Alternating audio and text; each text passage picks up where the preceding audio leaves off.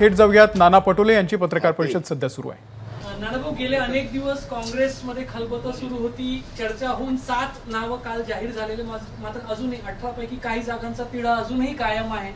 आज जवळपास आमच्या सगळ्या जागा आम्ही जाहीर करू। आज संध्याकाळपर्यंत आमची सगळी यादी येऊन जाईल।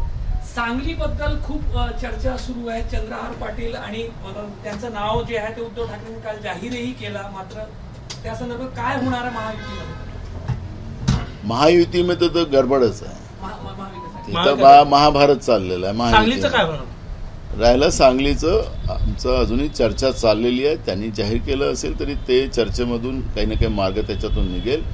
आज संध्याकाळपर्यंत त्याच्यातलाही मार्ग निघेल अशी आमची अपेक्षा आहे। पण एकतर्फी असं जाहीर होणं थोडीशी काँग्रेस कार्यकर्त्यांना बरोबर आहे। अखेरी अलायन्समध्ये जिथपर्यंत वाटाघाटी होऊन त्या सगळ्या विषयाला आपण एक एक जागांचं त्याच्यामध्ये चर्चा होते आणि त्याच्यामध्ये ज्या जागा समजा चर्चेमध्ये असतील त्या जागेला जाहीर करावं नाही असंच अलायन्स सांगतं।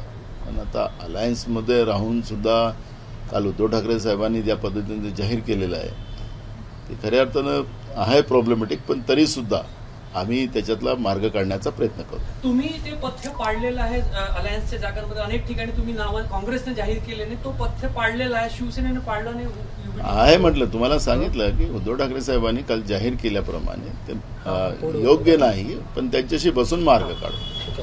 पुण्यात धंगेकर यांच्या उमेदवारीनंतर आबा ते त्यांनी नाराजी नाट्य केलेलं, म्हणजे नाराज झालेले आहेत, त्यांनी ते बोलूनही दाखवलेलं आहे की निष्ठावंतांवर अन्याय झाला।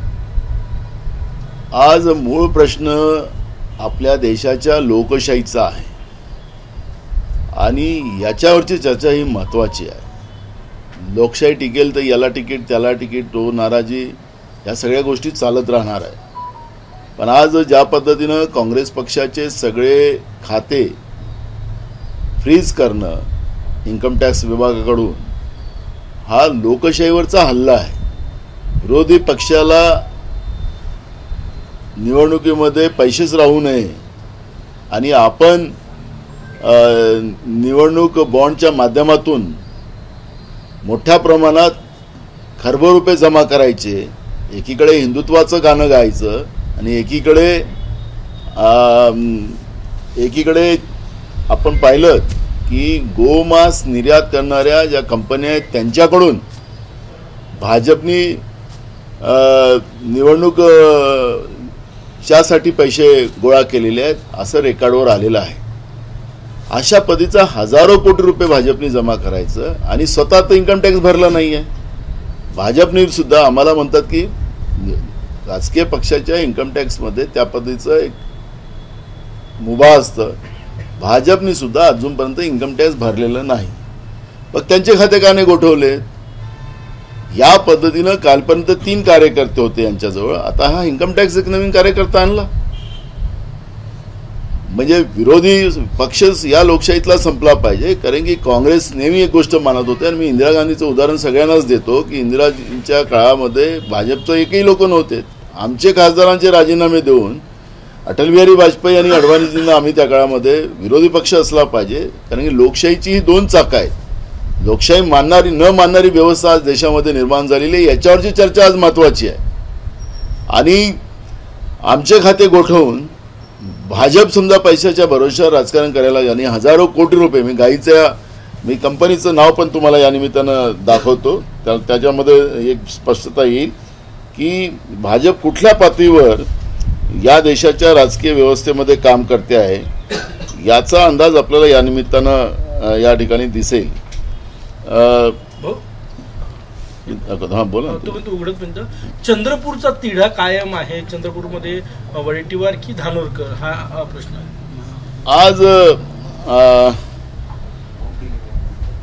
आज आपल्याला या सगळ्या गोष्टीचं स्पष्टता येईल। आखरी त्या ठिकाणी 2 नावं त्या ठिकाणी महत्त्वाचे आहेतच, आमचे विजय वडेट्टीवारजी आणि प्रतिभाताई धानोरकर, या 2 नावाची चर्चा होती। त्यामुळे आज या सगळ्या गोष्टीचा जे चित्र आहे ते स्पष्ट होणार आहे। त्यामुळे आज जवळपास काँग्रेसच्या ज्या काही जागा सुटलेल्या होत्या त्या जागेवरचं आज सगळी यादी आमची क्लिअर पुढे येईल. पण विजय वडेट्टीवारांनी तिकीट मागितली नाही, त्यांनी मुलीसाठी शिवानी वडेट्टीवार यांच्यासाठी त्यांचा आग्रह आहे असं कळतंय. हायकमांड निर्णय करेल त्याच्यामध्ये. आपलं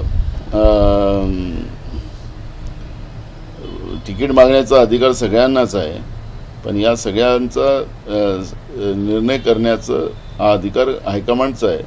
हायकमांड याच्यामध्ये निर्णय करेल.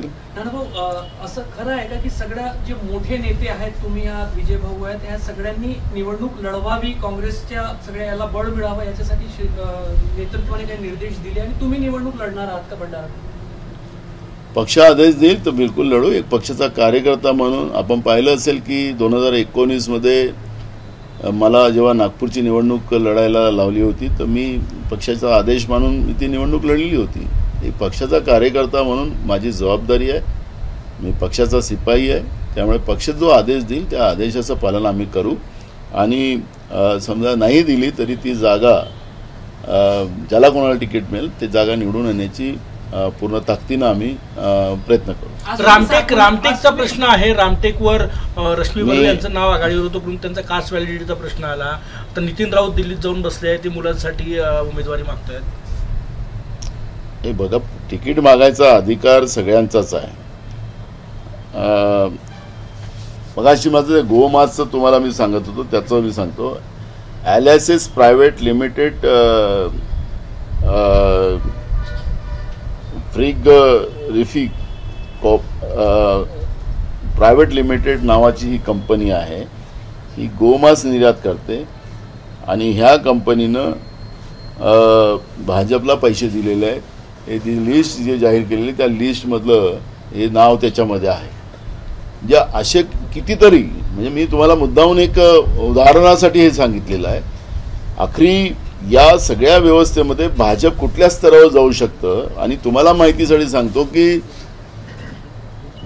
जगातलं सगळ्यात आमच्या देशाने कुठलं एक नंबरवर आलं असेल तर गोमांस निर्यात करण्यामध्ये जगामध्ये आपण एक नंबरमध्ये या 10 वर्षामध्ये.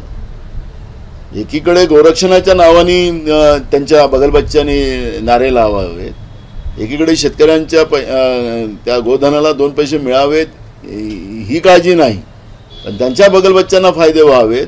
आणि आज गोमांस निर्यात करणारा जगातला पहिला 1 नंबरचा देश भारत होत असेल आणि त्या गोमांस ज्या कंपन्या ज्या आहेत निर्यात करणाऱ्या त्यांच्याकडून हे फंडिंग गोळा करत असतील तर मग हिंदुत्वाचं काय? हिंदुत्वाच्या नावाने फक्त राजकारण करायचं, हिंदुत्वाच्या नावाने गाईला आई म्हणायचं आणि गाईलाच कापायचं. गोव्यामध्ये गाईचं मांस विकणारी लोक केंद्रीय मंत्रिमंडळात आहेत. आणि म्हणून या सगळ्या परिस्थितीला महत्त्वाचं आहे. आणि म्हणून आज भाजप घाबरलेली आहे.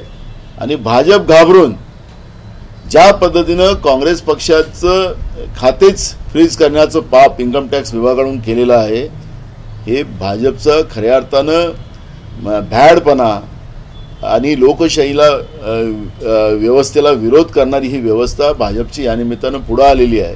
त्यामुळे ही मानसिकता माध्यमांनी सुद्धा मोठ्या प्रमाणात जनमानसापर्यंत पोहोचवण्याचं काम केलं पाहिजे. लोकशाही टिकेल तर माध्यम टिकतील. आज माध्यमाची सुद्धा काय अडचणी आहेत हे आपल्याला सगळ्यांना माहिती आहे. आणि त्याच्यामुळे काल जे काँग्रेस पक्षाचे खाते फ्रीज करण्याचं पाप जे केंद्रातल्या बसलेल्या सत्तेने जे केलेलं आहे, मग हिंमत असेल तर भाजपचे खाते गोठवून त्यांनी दाखवावं. त्यांनी पण इन्कम टॅक्स भरलेला नाही. मुद्दाम मी हे जाणीवपूर्वक या ठिकाणी सांगतोय. त्यामुळे या सगळ्या परिस्थितीला जनतेने आता ओळखलं पाहिजे. आणि आता भाजपला आणि ह्या तानाशा प्रवृत्तीला, भाजपाची ही तानाशा प्रवृत्ती जी आहे या प्रवृत्तीला सत्तेतून उतरवणं हे जनतेच्या हातात आहे. हे मैदान आता समोर आलेलं आहे. आणि या ठिकाणी फक्त काँग्रेस पक्षालाच लोकशाही टिकवायचा ठेका नाही, तर आम्ही सगळ्या जनतेला हा लोकशाही टिकवण्याचा अधिकार आहे. आणि म्हणून जनतेने या भाजपच्या तानाशा प्रवृत्तीला आता सत्तेच्या बाहेर काढणं एवढंच या निमित्तानं लोकांनी भूमिका घ्यावी ही विनंती मी जनतेला या ठिकाणी. नितीन कोडवते आज भाजपात प्रवेश करताय, गडचिरोली जिल्ह्याचे तुमचे नेते. ती कोण जाणार कोण नाही, मी जे सांगतोय लोकशाही संपुष्टात येतं, तुम्ही एक व्यक्तीचं सांगताय. रामटेक बद्दल काय ते आता रामटेक वगैरे नाही, हे महत्वाचं आहे. ते वंचितचा विषय संपलाय का महाविकास आघाडीत येण्याचा? चालू आहे. नागपूरचं घोषित काय पहिली ही कालची यादी घोषित झाली. नागपूरचं चित्र जवळपास स्पष्ट असताना प्रबळ दावे नागपूरचे घोषित काय नाही झालं. 2014 मध्ये प्रधानमंत्री होणारे कॅन्डिडेट, 2019 मध्ये प्रधानमंत्री होणारे कॅन्डिडेट ते झालेच नाही. आता अशांच्या थोडी धडके भरवण्यासाठी तर काही गोष्टी कराव्या लागतात आम्हाला. शरद पवारांनी असं म्हटलं की मी यापुढे कुठली निवडणूक लढणार नाही अशा पद्धतीचं. त्यांचा स्वतःचा निर्णय. सत्तेचा गैरवापर करून यंत्रणाचा वापर होतोय आणि विरोधकांविरोधात होत आहे. त्याचबरोबर केजरीवालांनाही आणीबाणीत जे घडलं नाही ते आता घडतंय असं पवार म्हणाले. केजरीवालाने बिलकुल आहे, तेच विषय महत्वाचा आज आहे. मी तुम्हाला हेच, तुम्ही याला तिकीट भेटली त्याला नाही, मी तुम्हाला तेच सांगत आहे मगापासून की जसं काँग्रेस पक्षाचे खाते गोठवण्याचं पाप केलं, काल मुख्यमंत्री असलेल्या माणसाला काल त्यांनी अटक करून घेतली ईडीच्या अधिकाऱ्याच्या माध्यमातून. म्हणजे हे कुठल्या लेवलवर हे चाललेले आहेत हे खऱ्या अर्थानं जनतेनेच आता समजलं पाहिजे की लोकशाहीला घातक व्यवस्था या लोकांनी निर्माण केलेली आहे. स्वतःच भ्रष्टाचारी लोक जमा करून ठेवलेले आहेत पक्षामध्ये. महाराष्ट्रातलंच उदाहरण आपण घेतलं तर 70,000 कोटीचा भ्रष्टाचार करणारा त्यांच्या मांडीशी बसलेला, राज्याच्या मुख्यमंत्र्याची आणि त्यांची पूर्ण जी आहे अलिबाबा चालीस चोरची गँग, त्याच्यामध्ये तुम्हाला अनेक लोक तसेच पाहायला मिळतात आहेत. काय चाललं काय, जे एकीकडे मैं खाऊंगा नाही खाने दूंगा असं म्हणणारी लोक पूर्ण देशच खायला निघालेली आहेत आणि देशाची लोकशाही संपवायला निघालेली आहेत. आणि म्हणून ही लोकशाहीवरच घाला. दिल्लीच्या मुख्यमंत्री केजरीवालाला काल अटक करून आणि काँग्रेस पक्षाचे अकाउंट फ्रीज करणं हा एक लोकशाहीवरचा घाला आहे. लोकशाहीची हत्या करण्याचा प्रयत्न सत्तेच्या आधारावर भाजप केंद्रामधून करताय, नरेंद्र मोदी करताय आणि हे आता जनतेला कळलं पाहिजे. शरद पवार यांनी प्रकाश आंबेडकर यांच्या पत्नीला फोन केला अशी माहिती आहे या सगळ्या चर्चेसाठी. चालू आहे, चर्चा चालू आहे. ते आपल्याला आज नाही तर उद्या क्लिअर होईल. वंचित बद्दल खूप कन्फ्युजन आहे. वंचित खरोखर येत आहे का महाविकास? आहे, चाललंय, बोलणं चाललंय. महायुतीमध्ये जे राजधर्म पाळत नाही, शिवतारेसारखे जे महायुतीच्या विरोधात वक्तव्य करतात त्यांच्यावर आता शिस्तभंगाची कारवाई करण्याचा निर्णय महायुतीनं घेतला. तो त्यांच्या पक्षात आहे. रणजित शिंदे यांच्या गाडीवर रात्री हल्ला झाला. त्यांनी भाजपकडून हा हल्ला झाल्याचा आरोप केलेला आहे. त्याचबरोबर युगेंद्र पवार असो किंवा रोहित पवार यांना सुरक्षा देण्यात यावी अशी मागणी पवार यांनी केली. बरोबर आहे, कुठल्याही लेवलवर जाऊ शकतात. प्रणिती शिंदेवर कालचा जो भॅड हल्ला आहे तिथं भाजपची पायाखालची वाळू सरकलेली आहे. उमेदवार त्यांना मिळत नाही आहे आणि अशा परिस्थितीत आमच्या उमेदवाराला बदनाम करण्याचाही मागच्या काळात ते भाजपमध्ये येत आहे असं तसं दाखवण्याचाही प्रयत्न केलेला होता. पण त्या निष्ठावान काँग्रेसी आहेत, त्यांच्यामध्ये त्यांना कितीही काही झालं तरी ते न बागणारे लोक आहेत. म्हणून आता प्रणिती शिंदे आमच्या लोकसभेच्या उमेदवार सोलापूरहून झाल्यात आणि म्हणून घाबरून काल भाजपने त्यांच्यावर भ्याड हल्ला केलेला आहे. त्याचा निषेध आम्ही करतो. एबीपी माझा, उघडा डोळे बघा नीट.